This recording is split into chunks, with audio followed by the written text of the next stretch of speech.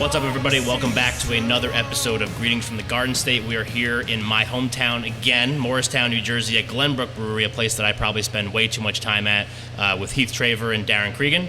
Guys, welcome to the show.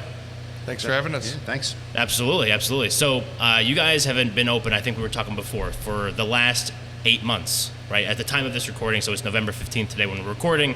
This episode, like I mentioned to you guys before, is going to post in January. So you've been open for 8 or 9 months. So what's that experience been like, being a new business in town? Yeah, it's been kind of crazy. We opened the door, soft opening February 21st. Just to our contractor that helped build it out, training the staff, getting everything working correctly and dialed in, and it was one weekend later we opened up to the public. Nice. Yeah. Yeah, I can't believe how it's actually been 8 months or so, and it's just flown by. Yeah. Just going as fast as we can, trying to keep up. Both having other jobs in addition to this. I recently made the move to full-time here, but Darren's still, doing both. Yeah. So it's been just kind of pretty hectic, but a lot of fun. Right. It's a lot of fun. Yeah. Well, I know, like, in my walks during the pandemic, because that was like the only thing you could do to actually like get any type of exercise, I kept walking by here, and I'm like, man, when is that place gonna open? Because it's like literally right down the street from my home. Mm-hmm. So I was just like, oh, I can't wait for those guys to get open. And then I finally saw it back, like you said, in February, and was very excited. So you said that you both were working full-time jobs, or you maybe still are working a full-time job on top of this. Yeah. So brewer was not the job that you had right out of high school or college. So what were you doing before this, and then how did you find the passion to start brewing your own beer? All right, so I was in the irrigation industry Okay. as an irrigation designer, working for the manufacturer as a specification manager was my actual role. But I started home brewing about 10 years ago. Actually, our brother-in-law Skip got me he was my Secret Santa. Okay. He got me a little 1-gallon kit for Christmas, and I got into it, and I just loved it. Yeah. Started making beers, creating recipes, sharing it with the family, and having fun. And I really got into it. I found myself calling the place where we got the original kit from and ordering bigger stuff, more stuff. I wanted to just keep going with it. And the beers started coming out pretty good. I think my favorite part was bringing it around and just sharing it with family and friends. Yeah. That was always fun, sharing the recipes, trying to pick which one we all liked the best, and kind of taking it from there. It's in 2012, Heath came to me with the idea, saying, hey, it'd be my dream to open up a brewery. And I kind of got the wheels going. My day job, I'm a creative director in a vitamin supplement company, and been in art direction my whole career, making TV commercials for big companies. So my creative juices started flowing, and we came up with the idea, and he said, what do you want to call it? And he's living on Glenbrook Road, and we just kind of went with that. He said, Glenbrook Brewery, let's run with that. There you go. And it's actually the home that our wives are sisters, and they grew up in that house on Glenbrook. Gotcha. On Glenbrook Road. Yeah. Since it's a family business, we thought it'd be a nice nod to the family to name it after. Yeah, very cool. So here's a question. So if you're brewing these beers and you're giving it to your family, do you think that that's going to be like maybe like the audience that's going to give you the most critical review, or do you think that maybe they're going to try to blow smoke? So was it hard to figure out which ones were actually good? That's a good question, because you don't know if you're going to get honest feedback. Right. Like, oh yeah, Heath, it's great, man, it's great. I was just happy they didn't. Sucks. I was just happy they weren't spitting it onto the ground. It didn't make anybody sick. Yeah, well, that's good. A win. Yeah. And then we developed the pumpkin ale.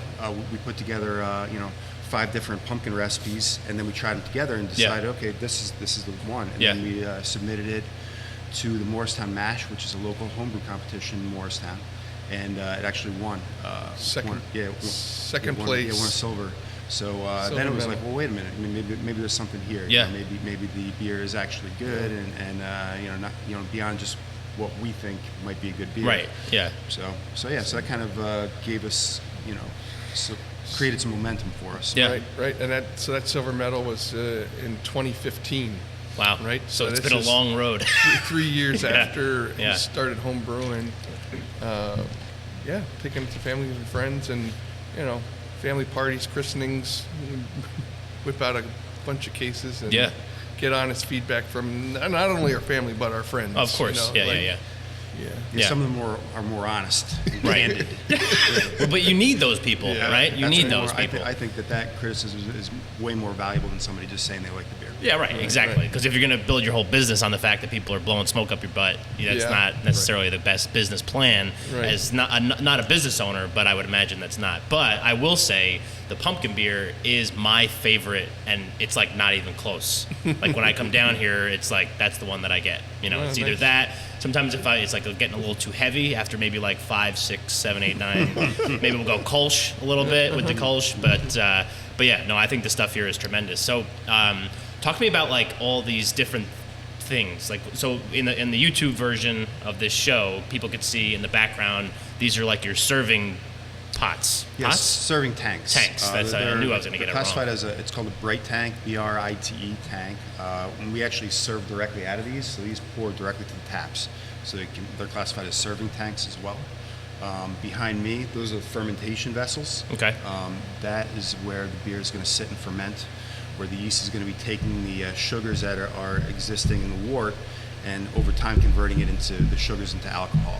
So that's where it spends most of its time, about a week or so. Yeah. Mm-hmm. So tell me, what's it like going from, home brew? I've never done a home brew, but I would imagine like the kit is relatively small and the stuff that's in here is not small. So is it was it difficult to make the transition from doing like the homebrew stuff to something on this scale? Because I would imagine you can't just like rent one of these things and like do it in your backyard or your basement or your garage or whatever. You know what I mean? So was it like difficult to try to like scale and then figure it out? Or is it basically like the base is the same and then it's just kind of like increasing volume, I guess? Well, I think the best way to put it would be to classify it as being terrifying. Perfect, love that. Yeah, candid, love it. Yeah. So, but yeah, in the kitchen, we're brewing it 5 gallons at a time. Here we're brewing 500. So it was scary scaling up and thinking, okay, if we're no good at this, we could ruin our families and our futures. So that's scary. Yeah. But I had faith in you, Heath. Thanks, man. Yeah, Thanks. no, that's fantastic. Yeah. So, but yeah, so scaling up, really the recipes are fairly scalable with some exceptions. But we scaled up the recipes, and we did for the first 2 brews, we actually brought in an outside consultant, Scott Morrison. Which gave us kind of a safety net. So he's going to show us like we know how to brew. Yeah. But we don't know, that equipment, there's all these pumps and pneumatic valves and hand valves. You got a forklift in here, you got all sorts of stuff in here. It's crazy. Yeah. Yeah, so we actually brought in a consultant for the first couple, just to make sure we weren't screwing it up too bad. Right. Yeah. Which kind of gave us a safety net or a comfort level. And then went through with him and brewed some of the recipes that I had developed over the years, and we brewed all together and just paid attention and made sure that we had a repeatable process. Right. So we could, make sure that we, nail it the same every time, make sure that everything's clean, because that's the most important. Well, that's a pretty critical part, is to make sure everything's clean so that you don't infect any future batches. Yeah, absolutely. So once we had the processes down, we knew how to do it, and we've been doing it and trying to improve those processes over time. So I don't know how many brews we've done so far, but every time we've learned something. And you learn that or make a mistake and you apply that to the future. Any tips. Just tricks. Just trying to get better at it. Because in the end, we even though things are going really well, we want to keep make sure that we keep improving our process and getting better. Right. In the end, if we just keep improving and getting better, hopefully we'll be successful. Yeah. So how many beers at a time can you brew with this setup that you have in here? Is it like you could do like one at a time and then fill up one of these tanks and then start again, or are there multiple going on at one time? Right. So one brew day is one beer. Okay. So we make 500 gallons. It's a full day. It's a full 10-hour day. 500 gallons. 500 gallons. Okay. And then once we're finished in the brew house over there where we're brewing it, and we move it over to one of the fermenters and add the yeast, and that's where it's going to sit, like I said, for a week or so. Sure. So we have 5 of those, and then after it's done in the fermenter, transfer it to a bright tank where it gets carbonated, Right. forced carbonated with CO2. So really, now that we have 12 things on tap, it's a balancing act of what we have in the serving tanks, what we have back there, and what we have in the walk-in cooler and kegs that we're actually pouring out of it as well. Yeah. So it's kind of a paying attention to all that and trying to plan into the future and understanding where, where's this one going to go? Sure. Okay, should we can this variety off so we have room for the next beer? What's next? Yeah. So Yeah. I thought it was cool the one time. I think it was the Kolsch. I'm not sure, but I'm pretty sure. We were sitting in here, and one of the things that I do like is that like you're like always here, so you're very visible. So like obviously like the product is there and you made it, so then you could like ask questions and all that kind of stuff. And I forget what we were drinking, and you came over and you're just like, hey, you guys want to try this Kolsch? It's not carbonated yet, but it's like almost ready. And we were like, yeah. And then we got like a little sample of it, which I thought was fantastic, and it was good. And then it got carbonated, and it became even better. So, I think that's fantastic. So what we're gonna do is we're gonna take our first break, and then we're gonna get in our second segment. We're gonna get more into like the offerings and future beers and future plans and all that kind of stuff. Then the community segment and the last segment. So this is the Greetings from the Garden State podcast. I'm Mike Ham. We were here at the Glenbrook Brewery in Morristown, New Jersey, with Heath Traver and Darren Cregan. We'll be right back. Today in New Jersey History is sponsored by PayPro. Let PayPro help your organization with its human capital management and employee benefits so you can scale and grow. To learn more, head to payprocorp.com. On January 24th, 1935, Newark-based brewery Gottfried Krueger Brewing Company became the first to produce its beer, Krueger Beer, in cans. The brewery was founded in 1858 by Gottfried Krueger and his uncle John Leibel. And that is today in New Jersey history.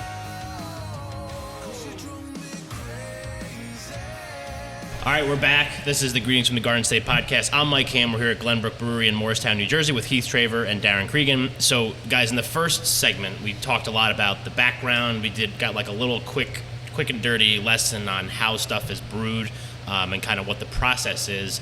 So you mentioned the first beer that you brewed that kind of like catapulted this whole thing was the pumpkin beer, which is personally my favorite. But we were talking also about how like that one was brewed when? So you've been at brewery for how long? 2015, I think. 2015. So 2015. It's also 2021. So like that's a 6-year period. So talk to me about maybe the process of like when this first bug gets in your guys' brain to start a brewery, like what that process was like and going from like working full-time jobs and also trying to put together like another business where you're going to have to be very hands-on, like you're brewing stuff, you're here, you're interacting with customers, all that kind of stuff. So talk to me about that process. Yeah, so 2015 we were working on a business plan, pitching family. The first getting that award, that silver medal, was kind of like, a big feather in the cap. Gave us just more ammo, more confidence to go sit down and talk to people. We started talking with Bank of America first, was our first bank we talked to, and then we switched gears. We wanted to keep it super local, so we decided to pursue PPAC Gladstone Bank, and they became on board. And we pitched the business plan. We started looking at commercial areas. This isn't our first location. Our first choice was down on Abbott Avenue. My best friend, Ryan Plumbing, Kevin Ryan, was going to consolidate part of his shop for us, and we were going to just set up there and become a production facility. Was kind of the plan. And after sitting down with the mayor and that location not working out, this is where the town wanted us, and this is where the bank really wanted us, and so we weren't planning on having this whole big tasting room. So we had to shift gears and change plans, and then we had to come up with, plans for bigger equipment so we could, produce enough beer to supply the town with kegs. Yeah, basically. Right. Yeah, it wasn't easy because we pretty much had to start from scratch. All the architectural drawings, the plan sets. Yeah. Garbage. Just right out the window. From scratch. Yeah. Yep. So it costs us a lot more money. But I think in the end, this location's, it's a great location. It's where we want to be. And we also started trademarking all of our names. That first initial filing, when we got our state license and we registered with the state. We got our beverage license from the federal government. We trademarked our names. One of the first ones we trademarked was Revolutionary Beer. And that wasn't easy. Revolution Brewing came after us when it was published and tried to help us, withdraw our application. Well, that didn't sit too well with me. I lost a lot of sleep over that one. Yeah, right. We had to find an intellectual property attorney to help us, straighten out that mess, which took over a year. Yeah. And so we slowly just started trademarking all of our names around historical parts of town here. Yeah, no, I love that, and that's one of the things that I do like about this place. One of the things is that like all the names of the beers have like some tie-in back to like the community, which I think is we're going to get to more community stuff as we get longer into this episode. But let's talk about like the beers. So the first one we talked about the pumpkin beer. So the first one that you filled one of these bright tanks with because you knew it's going to be a staple of Glenbrook is what beer?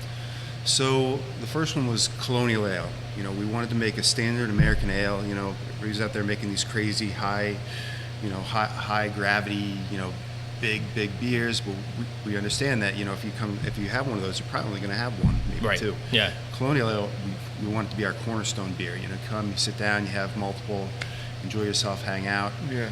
Nothing crazy, not too high in the alcohol. 5% range was really something because, sitting down watching a football game or something like that, you can have. You're not going to drink a 12% beer and then last. Right. Yeah. You might last a quarter So watching a football game. That was definitely we talked long and hard about that and making sure that they're all drinkable. Yeah, and the interesting thing was that so when we started to consider getting into distribution, which we knew was the direction we were going to head in eventually, we started having the different owners of the different places around town, the different restaurant owners or managers or those in charge of beer procurement coming in to do tastings, and they seem to gravitate towards the Morristown IPA, which is a we call it our Morristown style IPA because there's a New England style IPA, there's West Coast, East Coast. So we wanted a Morristown style IPA that we could be proud of. So we built this IPA, a big, juicy, hazy, juice bomb we call it. Juice bomb, yeah, man, and everybody loves it. So that's actually seems to be the most popular one for being on tap around town is either Morristown or maybe one of the seasonals, like people like the Oktoberfest. So that's also Oktoberfest is also good. Yeah, I like that one too. But we do have the Colonial out there as well. And I'm going to just give Heath a little nod because just recently in October 21st, we won 9 brewing awards in our first brewing competition. That's not bad. Yeah, so 9 for 9.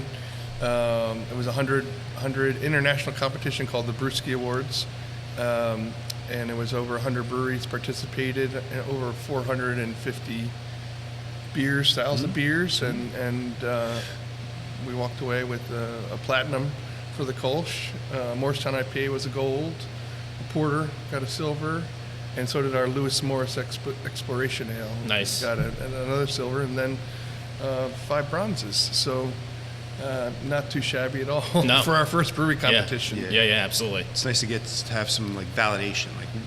We think the beer is good, but what does that mean? Exactly. So to have some validation from others in the industry was very nice. And, Well, that's one of the things also going back to getting it around town. That's one of the things that I like too. So I go to just as a sidebar, I go to the Hops in Morristown behind the Frog there.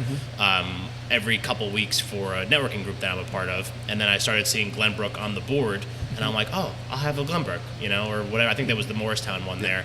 And then even going over here to the Four Seasons liquor store, I started seeing the 4-packs in there and all that kind of stuff. So, so this is, I don't know why this question just popped into my head, but as I'm talking about that, do you think that if you were in your original location that I think that you guys were trying to get into as just maybe a distribution spot, not having a tasting room would have hindered maybe the ability to kind of get out into the community? Because now people come down here, they could sit down here, they could have a beer, they could meet you guys and all that kind of stuff. And everybody that I've ever interacted with here that's part of your staff, like Connor and everybody else, are just off the charts, tremendous. Yes, the best.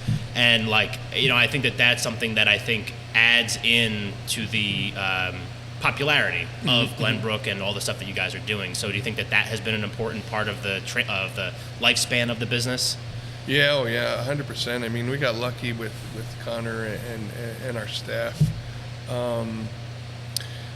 Yeah, the early business model was just to get kegs out the door and just become a production facility. But like, you know, when people come in and families come in, we really enjoy seeing everybody have a good time, right? That play the board games, stay for hours. Moms pack tons of food for the kids, or they order in a pizza from one of the local pizzerias, and I mean that just I get a lot of joy out of watching people enjoy themselves here. Yeah, absolutely. Yeah, it's been interesting the kind of transitioning to this space. It kind of changed the whole business model. Sure. You were saying, but being here, having the tasting room and making it a family-friendly environment, because we both have families with young kids, and so we have a non-alcoholic birch beer on tap that we brewed. Nice. And like Darren was saying, the games, and there's on weekends strollers everywhere here. Yeah. Families having a great time. So yeah, that's excellent. And yeah, I'll just echo what Darren was saying about the team that we have here, and just the overall, just having them enhance the experience. They're the best. Yeah. So yeah, thank goodness for them. Oh, of course. Yeah, and that's hard to come by around Robin and sometimes. Erica, and Gabby. And Yep.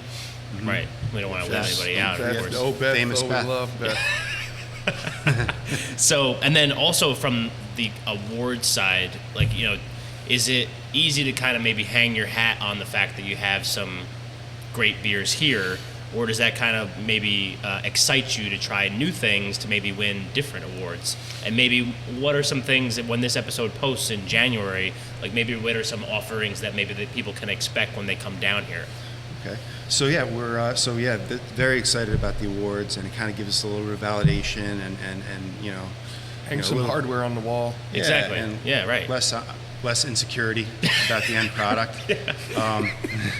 But yeah, so we're planning a couple things, coming down the pike. We're doing we're going to do a Christmas ale, a Christmas spiced ale, which is going to be nice. We're going to name that. I think we're going to name that after Thomas Nast, who is Morristown, lived up on McCullough, Yep.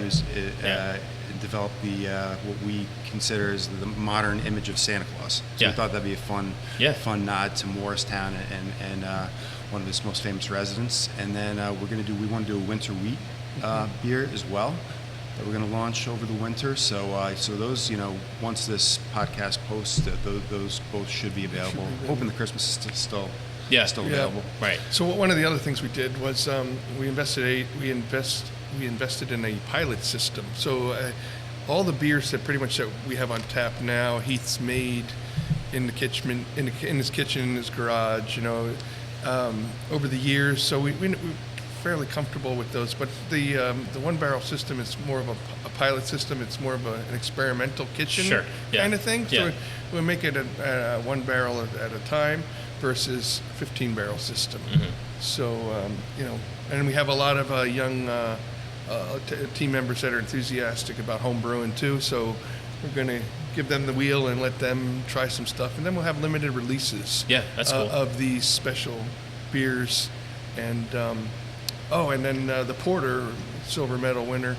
We're going to get some barrels and barrel age that. Oh, cool. Here's some. We ordered some bourbon barrels.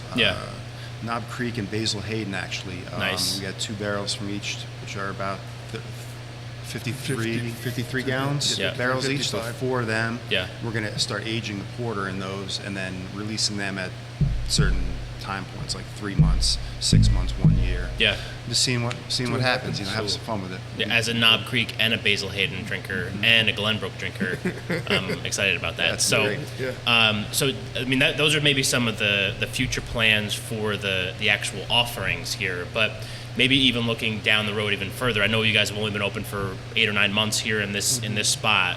Do you have visions of, we talked about like the offerings, but visions of maybe the extent that you want the business to be at? Is it going to maybe stay here in this location? Would you ever think of going to a bigger spot, all that kind of stuff? We have plans to expand here with our landlord. There's a middle space here that eventually, when he retires, we will, hopefully expand into that space a little bit.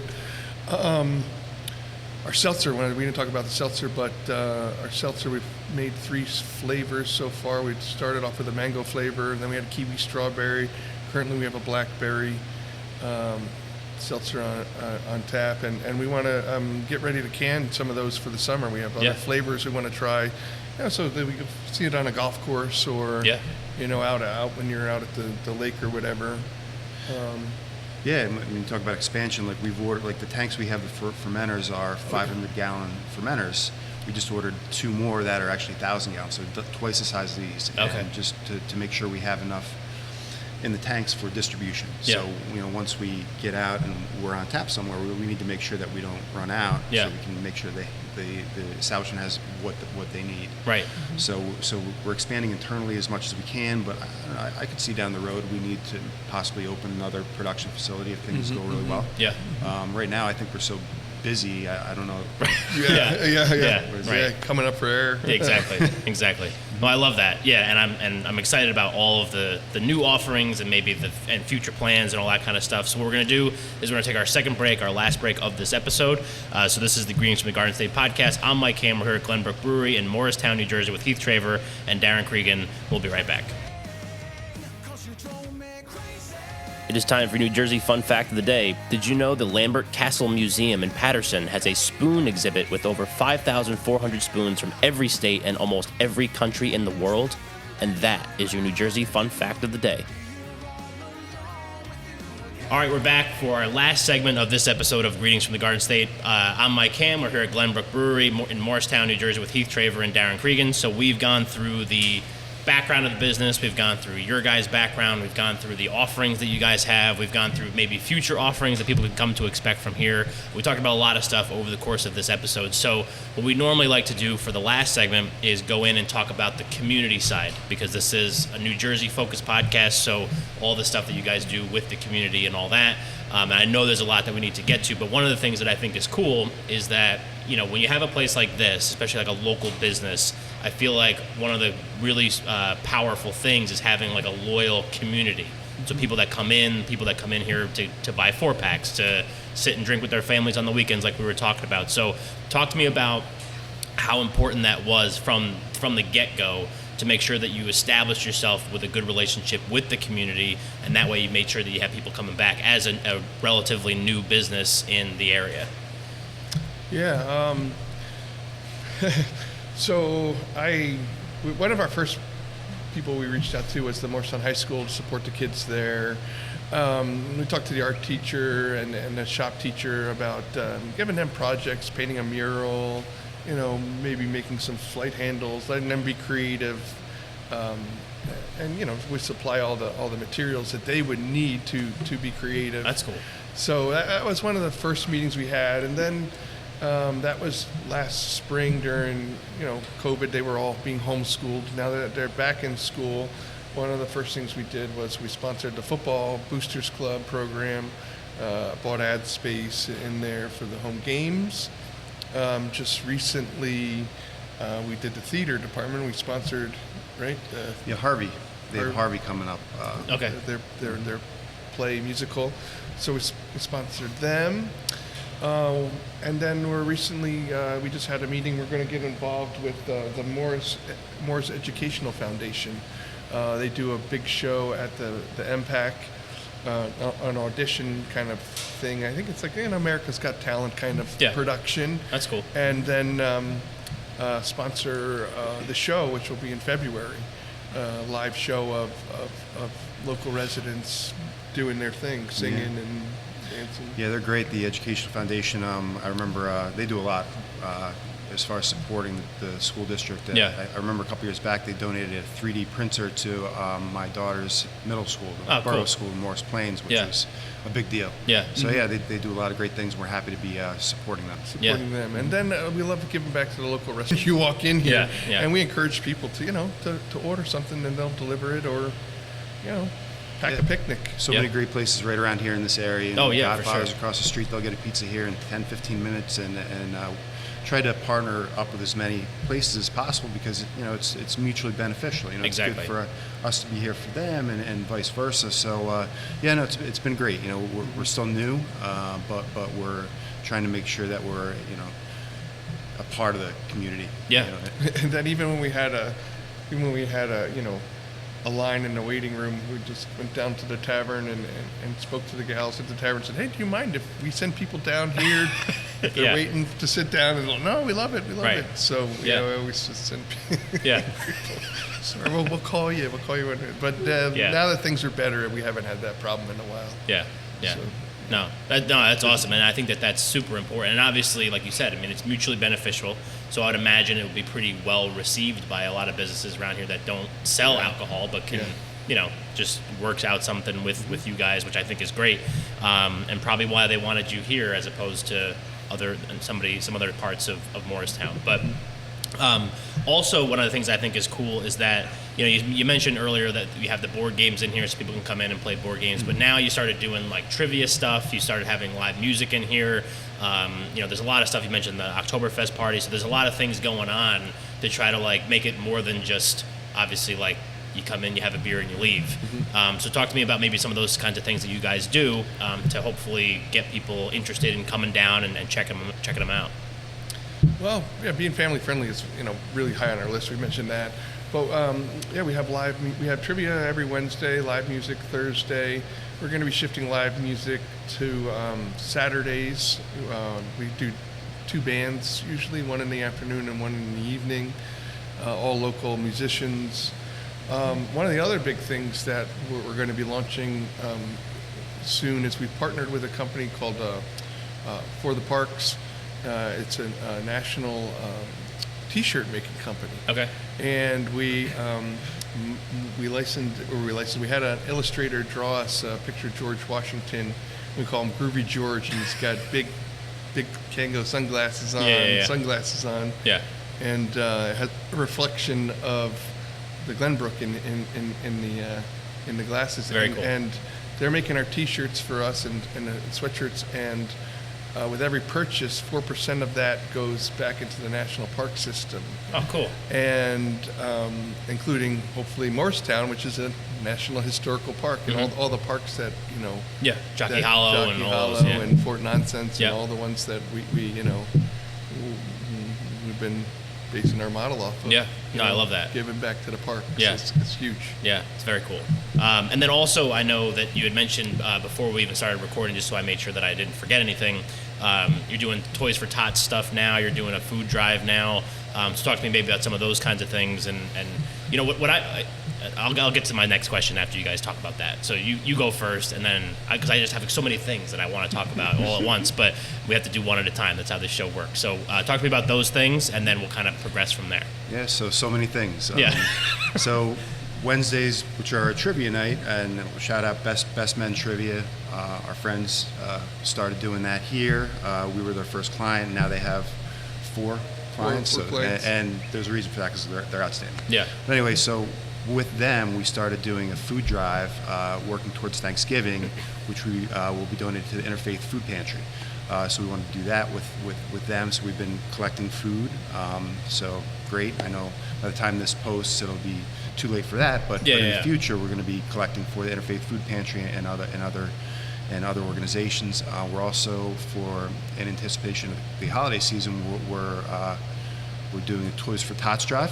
So hopefully we get a bunch of toys for those Tots, folks that are in need. Yes, tots in need. We want to do as many things like that as possible. That's an important initiative to us. Yeah. Mm-hmm. Yeah. And so talk to me about, like, so sometimes I've talked to business owners that do a lot of stuff, and obviously you guys are doing a ton, which we just talked about. Talk to me about maybe the balance that it is between running a business and then working with the community to make sure that, like, you're building that goodwill, but also not overextending yourself to do things they're just outside of your time constraints, I guess. Does that make it difficult? We work closely with the Morristown Partnership, and they kind of have their schedule of events, and that kind of helps keeps us grounded, Got right? it. So we did the Fall Festival on the Green, so we knew we had to have a tent there. We ordered some merchandise in advance so we could give out, stuff to the community. But that's really it is. It's getting that calendar of events. Yeah, just being organized. It's being organized, right? But then planning far enough out in advance so we're not scrambling at the last minute. I mean, some of these, we've gotten invited to so many beer festivals all over the state, and we kind of had to prioritize those. Yeah. because one, travel, and Yeah. is it effort? Do we have the staff that can do it? So it really is getting out in front of that calendar and just laying out what and when we want to do it. Yeah, exactly. Yeah, it's easy to get overextended. We have right. all this coming at you at the same time. Yeah. And just trying to stay organized. In the beginning, it was really it was kind of a fire drill. We were both working our regular jobs and Right. going as fast as you can, just trying to put out fires. And it seems like every day there's a new challenge. Yeah. Like this week, Monday, the chiller and roof goes down. So all the beer temperatures, and then the day after that, the POS system dies. yeah. Naturally. Yeah, When it rains, like it pours, as yeah. they say. Yeah. So and there's always stuff to do, and it just seems like there's constantly getting hand grenades tossed at us. But Yeah. that's part of the excitement, though, Yeah. too. Right. It's fun. Right. It's fun. Yeah, that's a great way to look Yeah. at it. And I think that also it helps that, like, because you're developing such a strong relationship within the community, particularly here in Morristown, that, like, that while you're running around with your hair on fire, you're still doing good things and developing those relationships even more. So I think it's amazing. So if people are listening to this episode and for some reason they haven't checked you guys out or whatever, give me like website, social handles, physical address of the space here. Like, where can they go to learn more about Glenbrook and you guys? Yeah, glenbrookbrewery.com. It's nice, pretty simple. Yep. All the Instagram, Facebook. We can find us on those pages. We try to do updates every other day there. Website has frequently asked questions and phone numbers. The current beer menu right on Yeah. glenbrookbrewery.com. Yeah, So we finally got a permanent sign out front, so people can find us. We're at 95 Morris Street, down the driveway behind T-Mobile. Across from the new M station, just down the street from the train station. Yep. And then, we're hopefully in the spring we're going to finish off the patio. We put new pavers down there and outdoor picnic tables. Love the outdoor space too. Yeah, we're going to put three-quarter high fence out there with some lattice top, so you can see a little bit more of the sky. We'll put some sun sails up to block the sun, which will hopefully give us some more curb appeal. Maybe paint Glenbrook Brewery down the side of the building. Yeah. we're not done yet. Yeah, we're not done yet. to A do. lot of stuff to do. Yeah. Okay, so here, I gotta look over there. There's 4 beers in a flight here. Okay, so we're gonna do this for each of you. And maybe if it's the same, and maybe it's different. If somebody comes down here, like let's just say today, and they're like, I need a flight just to get a sampling of all the beers that you guys have, what would be your 4 recommendations that they should get right out of the gate? Granted, it's based on taste, but I'm asking you for your taste, and then for Darren's, Darren's taste. Sorry. Based on taste, okay. Oof, that's a good one. Good question. All right. So I think I want to start with the Kolsch. Just won a platinum award. It's outstanding. Sure. It's right. We made it. Lead with the great one. Yeah, and right. we made it kind of because the market that's out there. There's a lot of people that drink all kinds of beers, but most of the market is Miller Lite, Budweiser, Coors Light. That is the bulk of the market.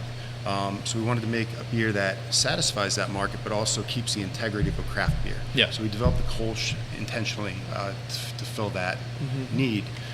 So I think that's a good one. I would do something seasonal like the pumpkin. I think our Morristown IPA, as far as IPAs go, I think it's outstanding. Just hazy juice bomb. I think we have it on the menu. And that's what it is. It's delicious. And then so that's my favorite one in an IPA mood. And then I think the porter is a nice way to round it out, especially this time of year. It's a nice creamy porter, not too high alcohol content, notes of coffee and chocolate, vanilla. It's really nice. So that's when we're going to age in the bourbon barrels. Yeah. So we're excited for that too. Nice. So I think that's my flavor. So you got right the now. Kolsch, the seasonal, the Morristown, and the porter. Yep. Mm-hmm. Darren. I love seeing flights that are full of color. The beers have a lot of good colors in them, so like light to dark. But I think I mentioned the seltzers. That's one of my go-to, especially after a hard day work. It's just refreshing over ice. But the Accidental Shandy was like a home run. It was during service training, and the girls were making flights, and they were, she just accidentally mixed 2 beers, the Colonial and the Mango Seltzer, And Heath looked at it, and she was about, oh, she said, oh, darn, I got to start over. And he said, no, stop. Let me try that. And he tried it, and it became the Accidental Shandy. So I probably would highly recommend Accidental Shandy, because the seltzer and shandy are really good for people that aren't really beer drinkers per se. Yeah. Right. So Lighten it up they're light. So yeah. I would start. That's where I would start on the light spectrum. I definitely would add the Kolsch in there, just because it's just fantastic. I like the Alfred Vale Amber Ale. So now we're going a little later, darker. Right. And then I'd probably, if depending on the season, I would probably end with either Oktoberfest or the pumpkin, because there's a darker stuff. Yeah, love it. Yeah, I had to put you guys on the spot at the very end. So yeah, it's hard to pick between your kids. I would feel like, you know what I mean. You would just get like as many flights as you can to round out every beer that you have. So awesome. So GlenbrookBrewery.com is the website. We're here at, what's the number address? 95 Morris Ave. Morris Street. I knew that. So 95 Morris Street, GlenbrookBrewery.com. Get on down here. You'll probably see me here with my girlfriend drinking, because that's what you do here. But Darren and Heath, this was tremendous. Thank you so much for having me down here, having me on the show. Where's he going? He wants to show you the new logo. Oh, the new logo. Groovy George. Oh, Groovy George. Yeah. All right, we're just waiting for Groovy George before we wrap this episode up, so the YouTube people can see it. The audio people won't, so then you'll have to just go watch the YouTube video to get the picture. This is how he creates suspense. Yeah, right. This is how you create suspense.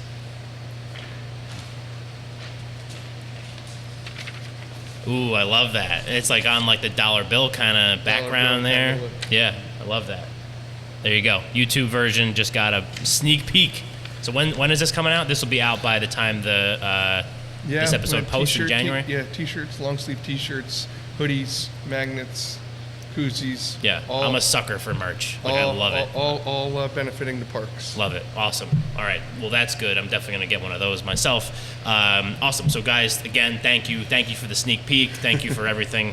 And thank you for coming on the show. Yeah, awesome. Yeah, thanks for having us. Thanks for having us. Absolutely. I appreciate it.